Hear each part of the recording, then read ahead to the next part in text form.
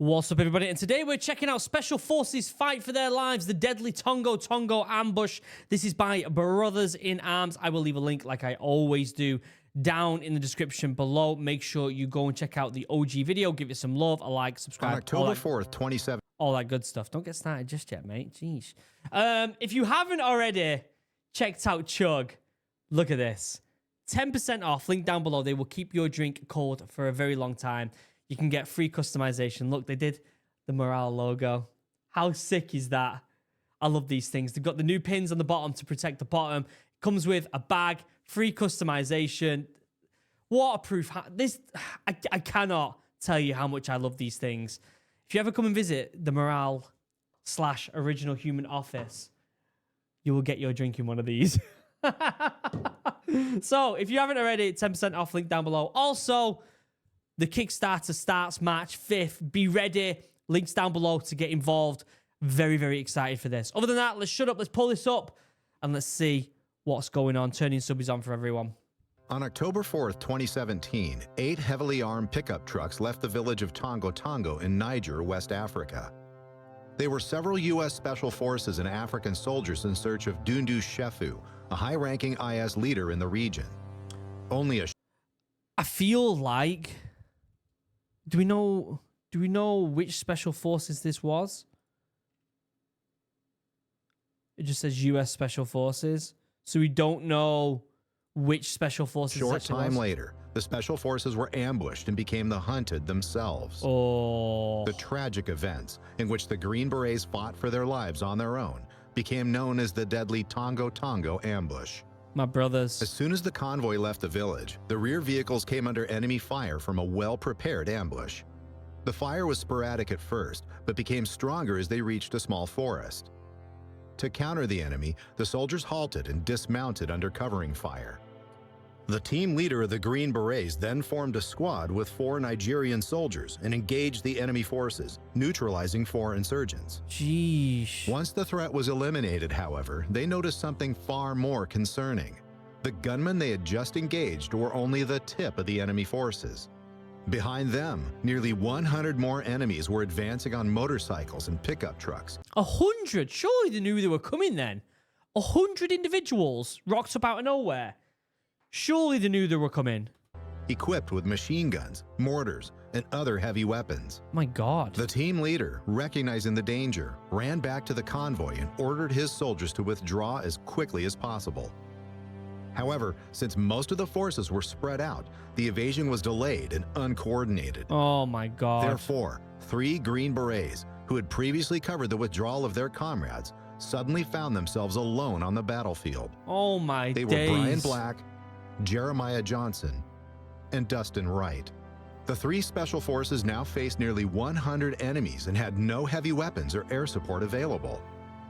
Following the principle of fire and move, they tried to disengage from the enemy, but the IS fighters were too fast and too many. Despite the Green Berets' accurate defensive fire, they were getting closer and closer. Wow. Every yard gained allowed the enemy to engage the Special Forces even more effectively. Oh my Brian Black was the first soldier to be hit as he ran alongside the rolling vehicle to provide covering fire for his comrades. What a horrible situation. What do you do in that position? You got 3 lads who were trying to get themselves the hell out of there against hundreds of people on motorbikes and vehicles with mortars and all sorts of stuff. That is a horrible situation to be in. He died instantly. Johnson and Wright returned fire before pulling Black into cover behind the vehicle. But as the enemies got closer, both realized they would be overrun at any moment. Within seconds, they made the difficult decision to leave their fallen comrade behind and ran for their lives. In the open steppe, they initially managed to escape the hail of enemy bullets, but soon Johnson was hit and fell to the dusty ground. Wright turned and saw Johnson badly wounded lying on the ground, with bullets hitting all around him. Shit. He had a chance to escape and perhaps save his life, but decided not to leave his brother to the insurgents. Well, I mean, it's by the sounds of it, the first lad that went down, they kind of were well aware that he was killed instantly. But if your mate gets shot and is injured, you've got to do something. You can't just run away. He then ran back and defended Johnson until he too was hit and went down, badly wounded. According to the Geneva Conventions, wounded and obviously incapacitated are under protection and must be cared for. Like that matters out there. They're not going to give a shit about that, are they? In the video footage, Johnson was almost motionless on the ground and could no longer lift a weapon. Since the IS fighters did not agree to the Geneva Convention, nor care about human aspects in war, they came within a few yards and executed both severely wounded men with numerous shots at close range. That's horrific. Staff Sergeant LaDavid Johnson was the fourth American soldier who was killed during the Tongo ambush. The American and African soldiers who had managed to disengage from the enemy in time took up positions about 700 yards south of the attack site. Among them was LaDavid Johnson, the team's mechanic.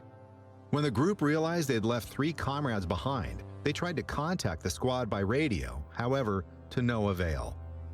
Finally, 4 Green Berets volunteered to run back to the dangerous battlefield to search for the soldiers. After the rescue squad set off, the forces that had just escaped were shot at again. Oh my God. Johnson returned fire with one of the mounted machine guns on the vehicles. So they're completely unaware that the 3 lads have just been absolutely mauled and executed, which is horrendous. And so they wanted to send lads back. I mean, even if, at the end of the day, not to sound somber, but even if the lads have been killed, they're going to want to go back and get them, right? They're going to need to. I mean, I would if that was my lads out there that had been killed, especially in that style. I'd want to go and get them. Oh, I couldn't even imagine. When ammunition ran out, he continued to engage the enemy with his sniper rifle. However, as the group was threatened to be surrounded by the enemy again, the team leader had to order an evasion maneuver for the second time. The vehicles began moving and sped away at top speed to escape the hail of enemy bullets.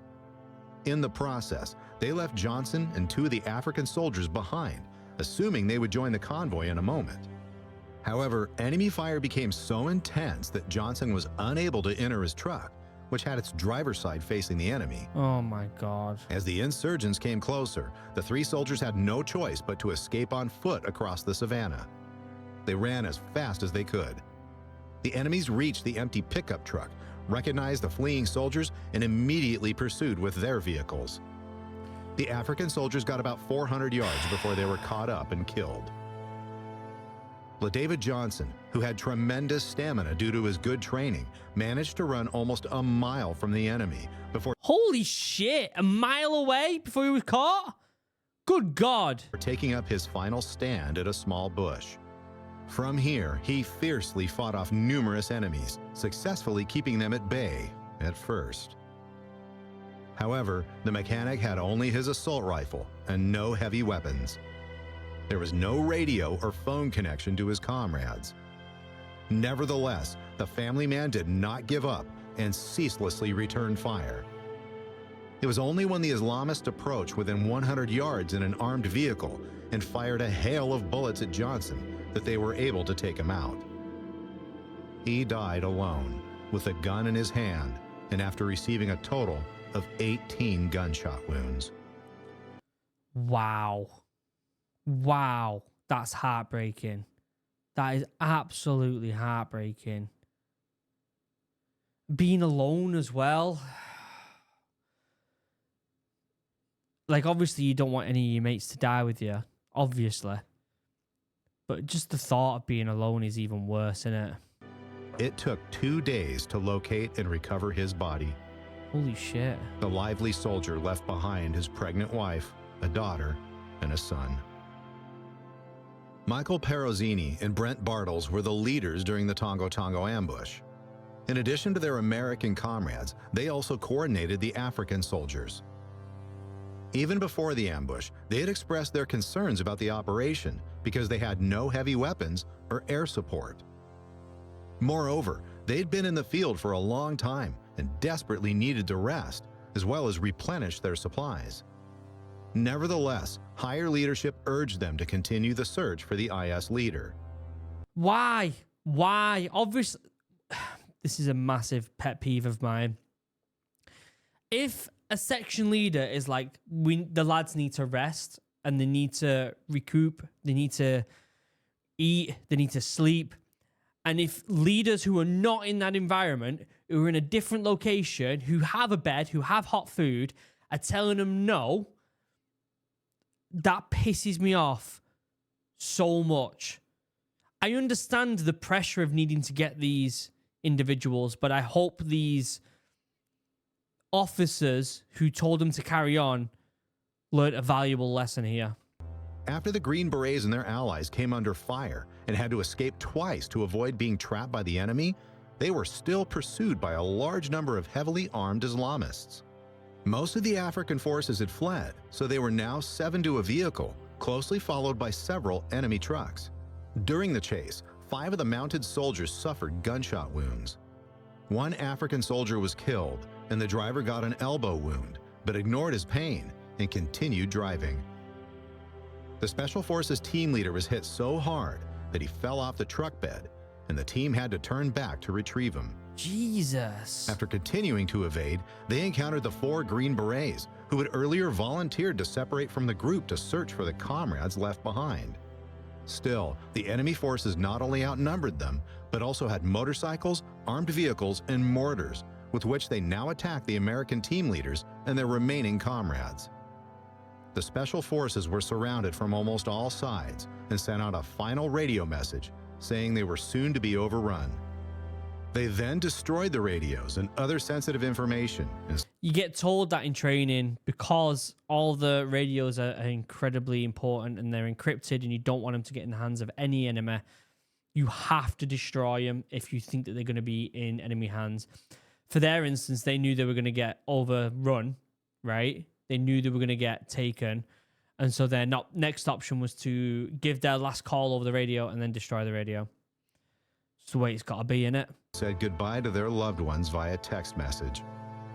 As a last hope for rescue, Oh my God. Parazzini tried to request help via the military version of iMessenger, but the messages were not delivered. In the desperate texts, he wrote, among other things, We need help now or we aren't going to make it. Tongo is a bad village. Other special forces stationed in Africa heard about their comrades' hopeless situation and desperately asked their leaders to be allowed to help. One group of Green Berets even boarded a helicopter without waiting for any orders to fly to the attack site, but had to turn back. Oh my God. Only one French commando showed up after about an hour. French commandos came out of nowhere an hour later? What? Along with air support, were the survivors rescued. During the Tongo ambush, 4 Green Berets were killed, as well as 4 African soldiers and a translator who had been working for the military. That's heartbreaking. Again, I am confused as to how there wasn't any intel about this ambush. We're talking hundreds of enemies with vehicles and mortars and all this equipment, and there was no intel for the special forces that they were in that area. Like, someone's not done their due diligence there to find out what's going on. There should have been more intel. There should have been. It makes no sense. For their exceptional performance and camaraderie, even in the face of certain death, all the fallen were awarded Medals of Valor. Dustin Wright and David Johnson were posthumously awarded the Silver Star, while Brian Black and Jeremiah Johnson received the Bronze Star. The African soldiers also received awards. 2 Nigerians received Bronze Stars for their actions during the ambush. Wow. The first soldier had assisted in the successful flanking maneuver on the insurgents, while the second Nigerian voluntarily exposed himself to friendly fire to alert his comrades to their mistake. The funeral of the fallen soldiers was attended by a total of several thousand people. A brotherhood that no one else could ever understand. Wow. That's horrendous.